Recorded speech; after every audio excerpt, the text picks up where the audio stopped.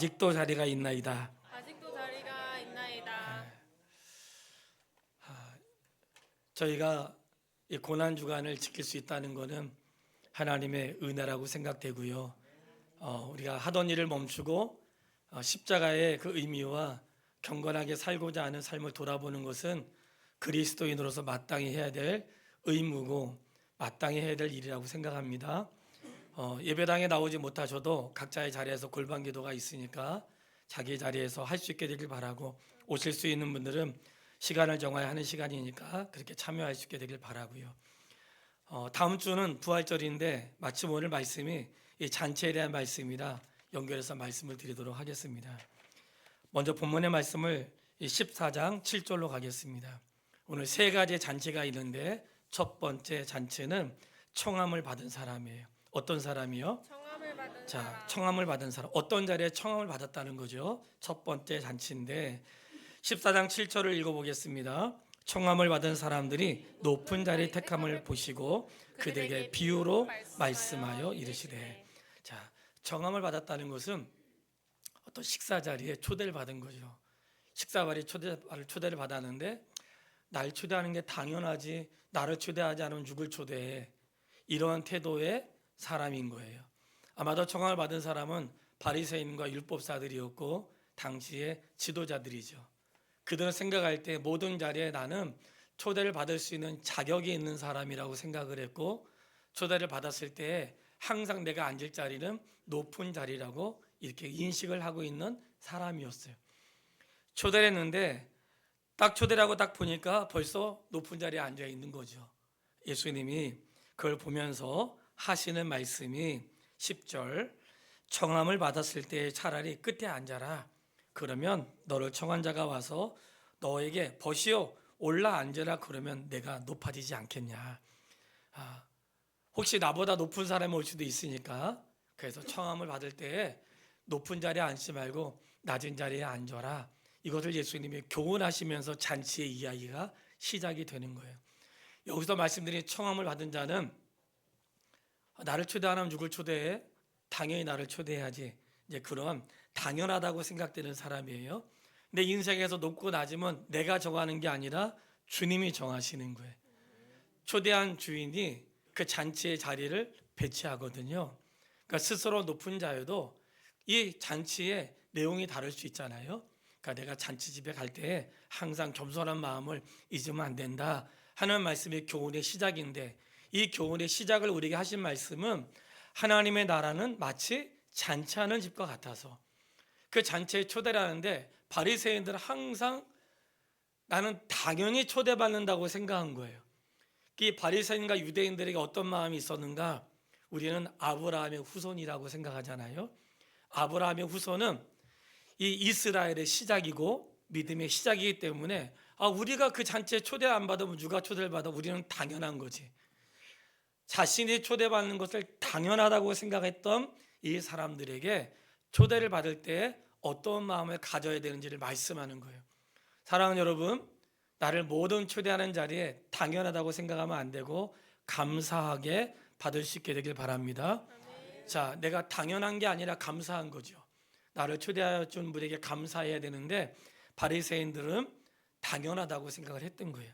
자, 그 잔치를 보시면서 주님이 잔치를 좀 보시면서 자기를 청한 자에게, 이 잔치에 초대한 자에게 말을 하는 거예요. 어떤 말씀을 하셨는가? 이 잔치를 베푼 자에게 12절 같이 읽겠습니다. 또 자기를 청한 자에게 이르시되 내가 점심이나 저녁이나 베풀거든 버치어 형제나 친척이나 부한 이웃을 청하지 말라. 두렵건대 그 사람들이 너를 도로 청하여 내가 갚음이 될까 하노라. 아멘. 이 말은 초청하지 말라 그런 뜻은 아니에요. 이 말씀에 너가 초청할 때에 벗이나 형제나 친척이나 부한 이웃을 청하지 말라. 혹시 이 말씀을 듣고 나 누구랑 밥 먹는데 앞으로 밥도 먹지 말아야 되고, 그런 뜻이 아니에요. 그런 뜻이 아니에요.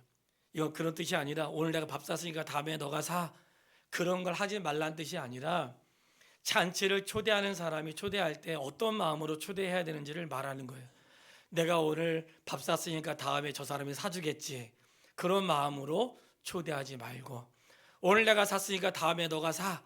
이런 마음으로 초대하지 말고, 초대할 때는 어떤 마음으로 초대하는가? 내가 초대했을 때에 나에게 갚을 것이 없는 사람. 그 사람이 누구냐면 바로 뒤에 나오는 가난한 사람, 몸 불편한 사람, 저는 사람, 맹인들, 이렇게 비유되는데, 이 사람들은 누구냐? 한마디로 말하면 뭔가 내가 초대해도 마음껏 밥 사기가 어려운 사람, 이런 거죠. 지난번 그 탈북자들 모임에 참석했는데 마침 강화도에 있는 몇몇 목사님들의 모임을 그 자리에서 가지면서 알게 됐어요. 근데 그 중에 한 분이 그러시더라고요. 목사님, 나는 누구랑 식사할 수 있는데 10,000원짜리 이상은 못해. 10,000원짜리 이상은 못한대. 그러니까 자기는 자기 능력이 10,000원짜리 이상은 못한대. 그러면서 얘기를 하시더라고요. 그리고 나는 그 이상은 하고 싶어도 난 못해. 그 삶이 얼마나 검소해요. 근데 사실 이거는 그 사람만 그런 게 아니라 우리도 일상생활 속에서 요즘에 그냥 기본값이 많이 올라가가지고 누구랑 밥 먹기도 어렵지만, 그런 게 누굴 초대했다고 해서 항상 좋은 거 먹어야 된다고 생각하지 마세요. 교제 자체를 아름답게 생각할 수 있게 되길 바라요.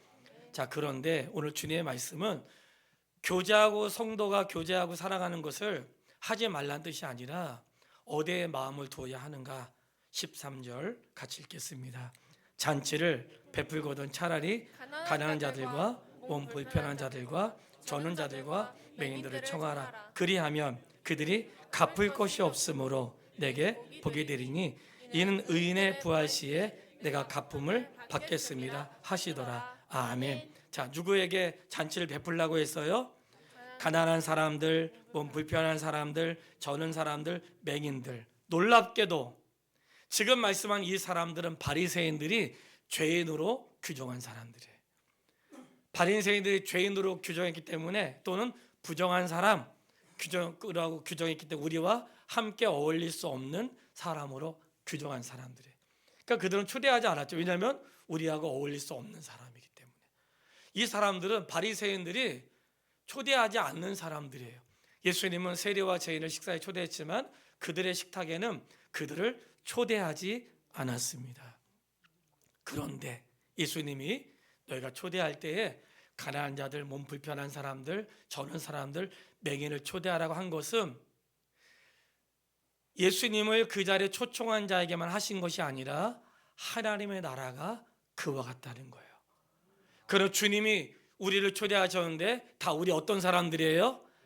가난한 사람들, 몸 불편한 사람들, 앞을 보지 못하는 사람들, 당시의 사람들이 괜찮다고 생각하는 사람이 아니라 세리와 죄인으로 여겼던 자들을 초대하여 우리가 그 잔치에 부름받은 줄 믿습니다. 아멘. 자, 이 잔치에 온 우리들은 어떤 마음 가져야 되는가? 당연하지. 나 아니면 누가 나를 초대해? 예? 나 같은 사람을 여기 안 오면 내가 누가 여기 와? 이런 자세가 아니고 항상 초대받았을 때 감사하는 마음을 갖고, 초대하는 사람은 어떤 사람을 초대하는가? 갚을 것이 없는 자에게. 이 되게 중요한 말씀이에요. 이 말씀은 주님이 오늘 우리를 초대하신 다음에 종현이를 초대한 다음에 내가 종현이를 통해서 한 상 뻑적지근하게 먹어야지, 그런 마음으로 초대한 게 아니라는 거예요. 내가 누굴 초대해가지고 이번에 뭐 해야 되는데 이 사람 통해서 해야지. 여러분, 주님은 그런 분이 아니세요. 그게 너무나 얄팍한 사람의 생각이에요. 오히려 주님은 누굴 초대하시는가? 갚을 것이 없는 자에게.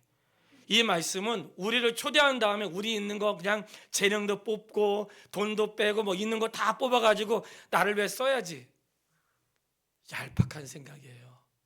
혹시 그러한 마음을 갖고 주의 종이 있다면 회개하고 돌아서야 될 사람이죠. 하나님은 그런 마음으로 주의 자녀를 부르지 않습니다. 그를 불러가지고 내가 써먹어야지, 그가 얼마 재산이 많은데 그걸 통해 이번에 뭐 해야지, 그런 마음으로 부르지 않으세요. 왜 그런지 아세요? 갚을 것이 있는 사람은 거기에 해당하는 대가를 지불함으로 내가 은혜를 입었다고 생각하지 않고 밥 먹었으니까 내가 밥 한 번 사지, 이렇게 되는 거예요. 그거는 은혜라고 말하지 않는 거예요. 그렇게 말하는 사람은 은혜라고 생각하지 않죠. 내가 다음에 밥 한 번 사면 되니까, 아무리 비싼 건 먹어도 다음에 내가 사면 되니까 은혜라고 생각하지 않고 그냥 좋은 교제라고 생각하는 거예요. 주님은 우리를 그렇게 초대한 게 아니에요. 사랑하는 여러분, 늘 말씀드리지만 주의 일은 그 마음에 합당한 자들을 통하여 행하시는 것이고, 헌신은 주님을 사랑하는 자들이 행하시는 것이고 모든 자의 몫이 아니라는 거예요. 그럼에도 불구하고 주님 우리를 청할 때 나를 통해서 무언가 그의 재능과 그의 돈과 아니면 그가 뭐 가지고 있는 어떤 것을 내가 주를 위해 사용하도록 그를 불러야지, 주님은 한 번도 그렇게 부르신 적이 없습니다. 오히려 저희가 이번 주 읽을 삭개오가 등장하는데, 삭개오는 주님이 그를 불렀을 때 주님이 삭개오야 너 너무한 거 아니냐? 그동안 너가 세리장으로 해서 얼마나 많은 재산이 있었는데 너 그거 가지고 반 나누어서 사람들에게 나누어주고 그리고 그렇게 살아, 이렇게 말해도 합당할 텐데 그저 예수님은 삭개오를 불렀을 뿐인데, 삭개오가 예수님 제가 혹시 불의하게 재물을 모은 게 있다면 4배나 갚겠습니다. 그리고 제 재산을 나누겠습니다. 이것은 부름받을 자를 통하여 이루고자 하시는 주님의 계획이 아니고, 부름받은 사람이 그 은혜에 감사하여 자신의 삶을 드리기로 결정하는 거예요. 아멘. 적어도 성도가 이 정도의 중요한 사실은 알고 계세요. 아멘. 내가 이 땅에서 일할 만하고 좋은 직장 다니고 남들보다 뭔가 할 수 있는 것, 그것 때문에 나 부르신 거 아닙니다. 그걸로 나를 사용하시려고 한 게 아니에요. 오늘 예수님이 그 잔치 자리에 당연히 날 초대하지 않으면 누굴 초대해? 라고 생각했던 바리새인들을 향해서는 겸손해야 된다고 말씀하시고, 이 잔치를 초대한 주인에게는 너가 잘했는데 앞으로는 너가 잔치를 초대할 때 갚을 것이 없는 사람을 초대해서 그렇게 하면 하나님이 갚아주겠다, 이렇게 말씀하세요. 사랑하는 여러분, 하나님이 갚아주는 사람 되세요. 아멘. 사람은 딱 그만큼만 갚는 거 아시죠? 10만 원인데 내가 10만 원만 해야지. 보통 10만 원인데 20만 원 하는 경우는 극히 드물거든요. 어쩌다가 그럴 수 있지만 극히 드물어. 하나님은 그런 분이 아니시라는 거예요. 하나님의 초대에는 그렇게 하라고 말씀하시면서 그렇게 말씀하신 게 아니라 주님 자체가 그렇게 우리를 초대하셨다는 거예요. 이것이 첫 번째 잔치예요. 일상생활 속에서 초대할 수 있는 잔치. 두 번째, 큰 잔치를 베풀었는데 이 큰 잔치는 천국 잔치예요. 어떤 잔치요? 천국 잔치. 자, 천국 잔치. 천국 잔치를 비유로 말씀하신 게 오늘 본문의 내용이 되겠습니다. 큰 잔치인데 15절, 함께 먹는 사람 중에 하나가 이 말을 듣고 이르되 무릇 하나님의 나라에서 떡 먹는 자는 복되도다 하니, 여기 함께 먹는 자는 누구냐면 바리새인이야. 이 바리새인은 함께 먹으면서 하나님 나라에서, 하나님 나라 잔치에서 떡을 먹는 자는 복되도다, 이 말은 뭐예요? 나는 하나님 나라 잔치에 들어갈 자격이 되지, 그런 말인 거예요. 그러니까 예수님이 딱 보니까 같이 먹는 자 중에 하나가 하나님 나라에서 떡을 먹는 자는 복이 있습니다. 그 말은 뭐, 나는 하나님 나라에서 떡 먹을 수 있다는 거 아니에요. 그 사람 바로 바리새인이에요. 그래서 예수님이 이 말씀을 보시고 비유로 말씀을 하기 시작한 거예요. 그래서 하나님 나라는 당연한 자들이 가는 게 아니라 세리와 죄인과 같이 하나님의 도우심이 없이는 갈 수 없다고 생각하는 사람들, 그 사람들에게 주어진 날이라고 하는 것을 잔치로, 비유로 말씀하신 거예요. 그래서 이렇게 비유하세요. 16절, 어떤 사람이 큰 잔치를 베풀고 많은 사람을 청하였는데, 어떤 사람은 다른 복음에는 임금이라고 나오고요, 이 임금 바로 하나님을 말하는 거예요. 하나님의 천국 잔치를 열었는데 어떤 잔치예요? 큰 잔치. 어떤 잔치요? 큰 잔치. 큰 잔치. 큰 잔치니까 많은 사람을 청했다는 거예요. 그러니까 하나님의 나라는 큰 잔치고 많은 사람을 청했는데 얼마나 올지 몰라서 우리들 걱정이잖아요. 그 많은 잔치 청하는데 보통 유대인들은 잔치를 청할 때 두 가지 방법으로 청한대요. 첫 번째, 올만한 사람들 초청장을 다 돌리는 거예요. 언제 오세요? 언제 오세요? 내가 갈게 안 갈게? 그때 다 답을 다 받는 거예요. 그래서 만약에 100명이 온다 그러면 100명분의 식사를 준비하겠죠. 그러니까 처음에 초대를 하고 그 다음에 준비가 다 되면 다시 종들을 보내서 준비가 다 됐으니까 오셔서 잔치에 참석하세요. 이게 유대인들이 초청하는 방법이라는 거예요. 놀라웠게도 이것은 하나님 나라 방법하고 똑같아요. 하나님이 천국 잔치가 준비되어 있으니까 준비가 되면 오세요 하고 말씀을 한 다음에 준비한 다음에 초대하는 거죠. 자, 이렇게 초대를 했는데 18절 말씀, 이 종들을 보내가지고 초대를 했어요. 18절 읽겠습니다. 다 일치하게 사양하여 한 사람은 이르되 나는 밭을 샀음에 아무래도 나가 보아야겠으니 청하건대 나를 양해하도록 하라 하고, 또 한 사람은 이르되 나는 소 5켤을 샀음에 시험하러 가니 청컨대 나를 양해하도록 하라 하고, 또 한 사람은 이르되 나는 장가 들었으니 그러므로 가지 못하겠노라 하는지라. 자, 따라해 보세요. 이까진 일로, 나를 보고 하지 말고 옆에 계신 분한테, 이까진 일로, 하찮은 일로, 이 하찮은 일로 잔치에 안 오겠다는 거예요. 이 말씀을 잘 보면 나는 밭을 샀으니 밭을 갈아야 되니, 꼭 지금 안 갈아도 되잖아요. 꼭 하기 싫은 사람이 밭 갈아야 된다고. 그러니까 소 5켤이를 샀으니 시험하러 간대. 이미 소를 살 때 시험하지 않았을까요? 한마디로 말하면 가기 싫은 거예요. 나는 장가 들었으니, 여러분, 이스라엘은요 장가 들면 1년 동안 전쟁터를 안 보내요. 아무 일도 하지 않아. 그러니까 남자들은 군대 안 갔다 온 사람이 이스라엘로 가서 사세요. 군 복무 기간이 우리보다 길다는 거. 근데 일단 결혼한 사람은 전쟁터에 1년 동안 내보내지 않아. 난 장가 들었으니, 한마디로 말하면 어울리지 않는 핑계라는 거예요. 이 어울리지 않는 핑계를 누가 댔는가? 본문에는 비유로 말씀하고 있는 거니까, 그렇게 예수님의 초대를 거절한 사람들, 그 거절한 사람들은 누구냐? 합당하다고 생각했던 사람들은 다 거절했다는 거예요. 나는 잔치에 어울리는 사람, 어떤 사람이 주인에게 어울릴까요? 다 거절한. 그랬더니 주인이 다른 사람을 초청을 해요. 그게 21절이에요. 다른 사람을 초청하는데 같이 읽겠습니다. 종이 돌아와 주인에게 그대로 고하니 이에 집주인이 노하여 그 종에게 이르되 빨리 시내와 거리와 골목으로 나가서 가난한 자들과 몸 불편한 자들과 맹인과 저는 자들을 데려라. 그러니까 주님 말씀하고 똑같죠. 그들을 초대해요. 이들은 다른 말로 하면 이방인들, 죄인들, 부정하다고 생각되는 사람들을 그 잔치에 초대해요. 다 돌아왔어요. 22절 읽겠습니다. 종이 이르되 주인이여 명하신 대로 하였으되 아직도 자리가 있나이다. 아직도 자리가 있대. 여러분, 우리 교회도 아직도 자리가 많이 있습니다. 아멘. 자리가 아직도 있습니다. 그랬더니 자리가 아직도 있습니다. 성경에 요한복음 14장 2절에 보면 주님이 이런 말씀을 하세요. 내 아버지 집에 거할 것이 많도다. 내 아버지 집에 거할 곳이 도다. 여러분, 천국에 나 들어갈 자리 없을까 봐 염려하지 마세요. 아멘. 아직도 많고 아직도 빈자리가 있대. 내 아버지 집에 거할 곳이 많도다.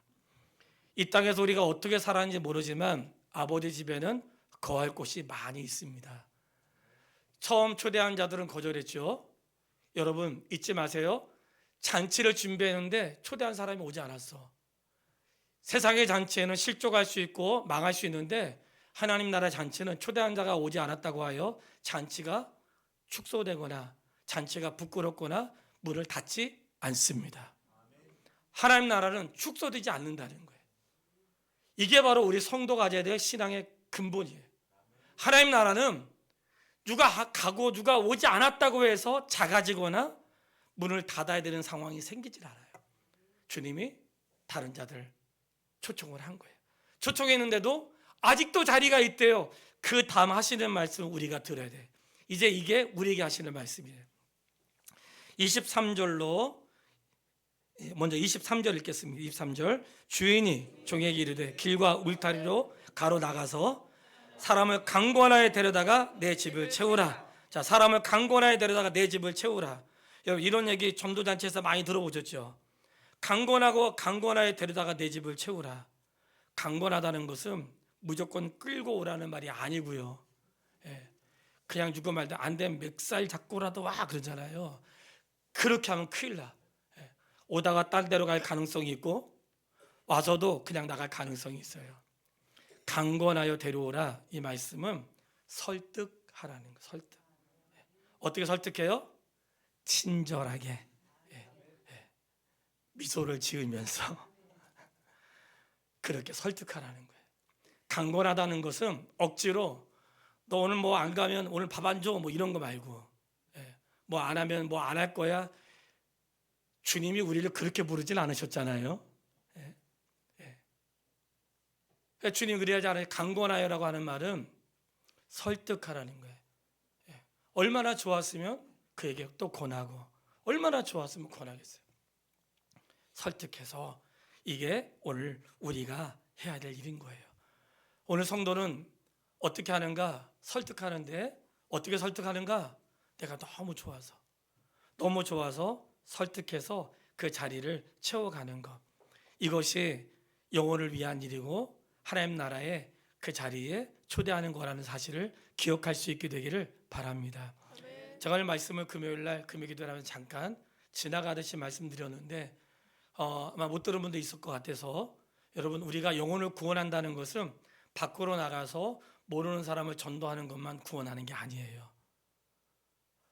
구원하는 가장 좋은 방법은 무엇이냐면 바로 우리 교회 옆에 있는 분에게 친절을 베푸는 거예요. 누구에게요? 옆에 있는 분. 자, 연습을 한번 해보겠습니다. 밝은 미소로 친절을 베푸는.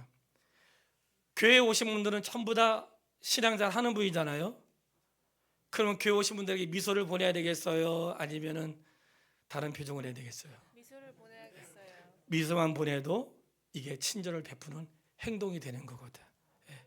그러니까 내가 밖에 나가서 뭘 하지 않아도 교회에서 식사할 때 뭔가 불편할 때 있는 사람이 옆 사람에게 친절을 베푸는 것만으로도 아주 중요한 행위를 하고 있는 거예요. 아멘. 아셨죠? 아멘. 자, 강권하다는 것은 억지로가 아니라 설득하라는 거예요. 내 안에 계신 그리스도를 말하는 거예요.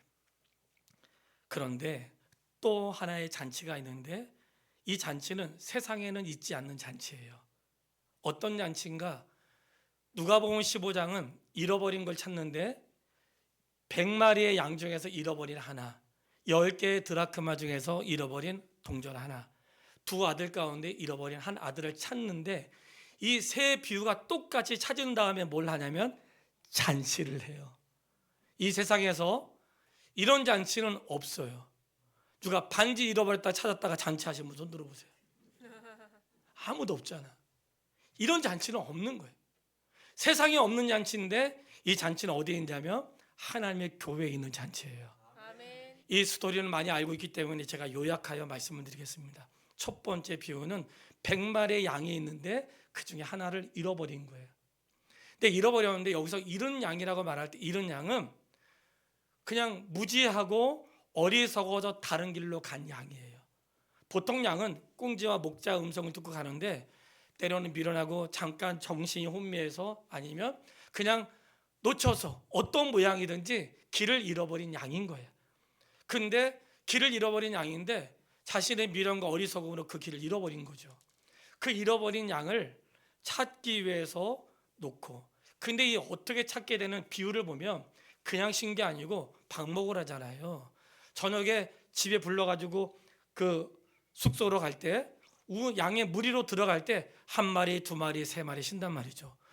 한 마리가 없네? 그래서 문을 닫고 한 마리를 찾으러 가는 그러한 그들의 습성을 비유를 해서 말씀하시는데, 문제는 잃어버린 그 한 마리를 찾기 위해서 목자가 갔다는 거예요.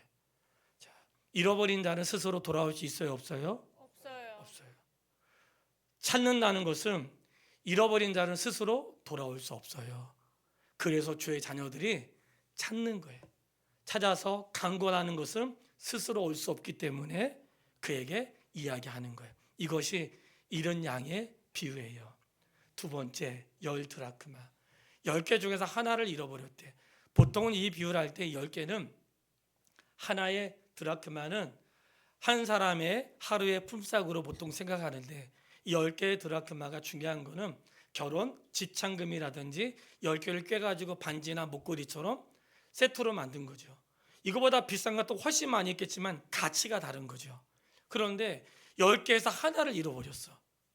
그 하나를 찾아가 세트를 맞추려고 하는데 10개에서 하나를 찾았다는 이 가치의 중요한 내용은 따라해 보세요. 가치는 똑같다. 가치는 똑같다. 뭐가 똑같아요? 가치요. 제가 중요한 말씀 드린 거예요. 뭐냐? 10개의 동전이 있는데 하나를 잃어버렸는데 가치가 똑같다는 것은 어떤 말씀인가? 부자나 가난한 사람이나 헌금을 많이 하는 사람이나 헌금 못하는 사람이나 건강한 사람이나 건강하지 못한 사람이나 뭔가 자격이 있다고 생각하는 사람이나 자격을 갖추지 않고 있다고 생각하는 사람이나 영혼의 가치는 똑같다는 거예요. 이게 놀라운 하나님의 은혜예요. 세상 어디에서 똑같은 취급을 받으세요? 아니요. 우리 똑같이 취급받지 않아요. 세상의 모든 자리에는 등급이라는 게 있어요. 우리가 모르는 등급도 아마 있을걸요. 근데 하나님 나라에는 가치가 똑같다는 거예요. 여러분 언짢으세요? 내가 똑같이 취급당하는 게 언짢으세요? 예? 세상에 이러한 잔치는 없는 거예요. 세상에 이러한 공동체도 없는 거예요. 하나님의 나라가 얼마나 아름다운지 보세요. 많이 낸 사람이나 적게 낸 사람이나 같다는 거예요. 이게 하나님 나라를 이루어가는 방식이에요. 하나님은 많이 받은 자에게는 내가 많이 달라고 할 거야. 조금 준 사람에게는 조금 달라고 할 거야. 그렇게 해서 많이 받은 사람과 적은 받은 사람이 합쳐가지고 이루어가는 나라가 하나님의 나라인 거예요. 아멘. 건강한 사람과 건강하지 못한 사람이 어울려서 하나의 공동체를 이루어가는 사람. 아멘. 힘이 있는 사람과 힘이 없는 사람, 어른과 아이가 공동체를 이루는데 놀라웠게도 그 가치는 똑같다는 거예요. 아멘. 그런데 오히려 한 마리 양 찾아가 잔치하는 비용이 더 들지 않겠어요? 그냥 차라리 안 찾고 말지. 이게 하나님 나라의 가치가 다른 거예요. 하나님의 가치는 잃어버린 자를 찾은 기쁨이 너무나 커가지고 이까짓 것 엄청나게 이거 하나 찾는 그 비용보다 한 마리 양의 가치보다 그를 찾아가 잔치하는 비용이 훨씬 많이 들지만 훨씬 많은 비용을 잃어버린 하나를 위해서 대가를 지불해도 아깝지 않는 아멘. 이게 바로 하나님 나라의 방법인 거예요. 아멘. 그게 다른 거예요. 그래서 교회는 그 하나를 위해서 많은 것을 희생하는 거예요. 이게 하나님 나라의 방법인 거예요.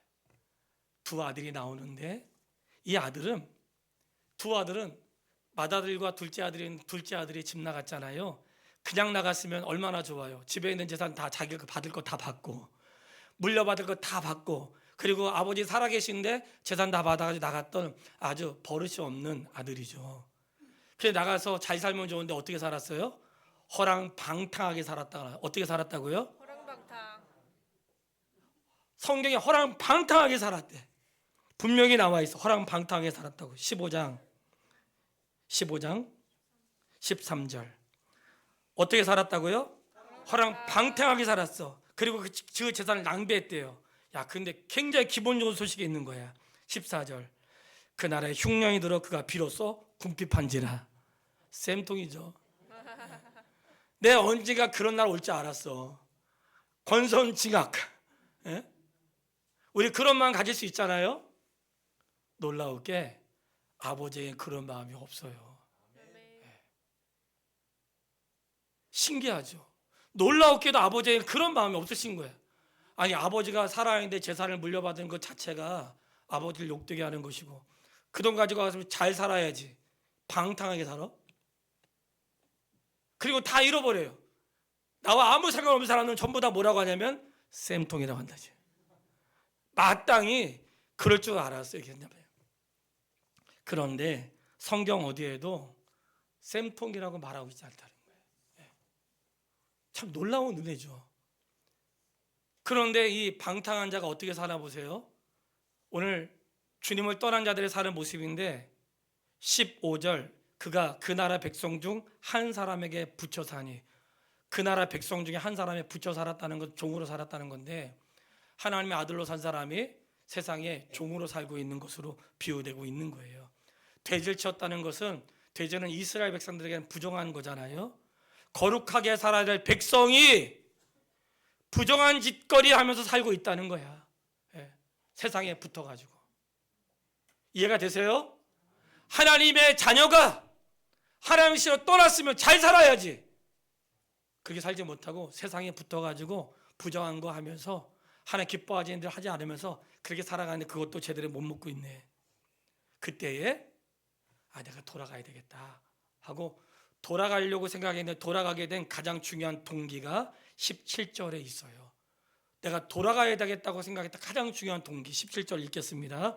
이에 스스로 돌이켜 이르되 내 아버지에게는 양식이 풍족한 분꾼이 얼마나 많은가. 아멘. 그가 누굴 생각한 거예요? 아버지를 생각한 거야. 만약에 여러분 아버지가 돈도 없고 거릉뱅이고 재산도 없고 그냥 그렇게 살아. 자, 돌아가고 싶겠어요? 그냥 이대로 살겠어? 그대로 살아요. 여러분이 말을 하지 않았지만 다 그렇게 살 표정이야 지금. 돌아가나 여기서 하나 마찬가지인데 뭘 돌아가겠어요? 그냥 여기서 죽지 뭐. 돌아가도 기댈 곳이 없잖아. 그런데 내가 아버지께로 돌아가고자 할 때 내 아버지에게는 양식이 풍족한 품꾼이 얼마나 많은가. 사랑하는 여러분, 우리에게 좋은 아버지가 있다는 사실을 잊지 않게 되기를 바랍니다. 아멘. 내가 살면서 아무리 힘들고 어렵고 아버지를 욕되게 하고 아버지를 불편하게 하고 자기 멋대로 살고 다시는 안 보일 사람처럼 살아도 인생의 위기가 왔을 때 내 아버지는 얼마나 사랑이 많으신 분인지 그는 아버지의 재산을 가지고 나가도 내어주는 분이고 방탕하게 살아도 방탕하게 살았던 삶에 대해 하나도 말하지 않는 분이세요. 내 아버지에게는 그가 돈을 쓰고 아버지의 재산을 낭비하고 아버지를 욕되게 한 것이 아버지의 마음에 있지 않고 아버지를 떠난 그 영혼이 불쌍한 거예요. 아버지는 그런 분이세요. 아버지께로 돌아갈 수 있는 중요한 요인은 아버지가 그런 분이라는 사실을 아들이 알았다는 거예요. 그래서 아버지께로 돌아설 수 있는 거예요. 성도님, 살면서 다시는 보고 싶지 않고 만날 수 없고 창피해서 어떻게 다녀? 그런 삶이 우리 안에 아마 있을걸요. 그래도 내 아버지는 내가 주께로 돌아설 수 있는 이유가 아버지의 사랑이기를 바랍니다. 아멘. 그리고는 아버지께로 갔는데 아버지가 세상에 모른 척하지 않으시고 22절 읽겠습니다.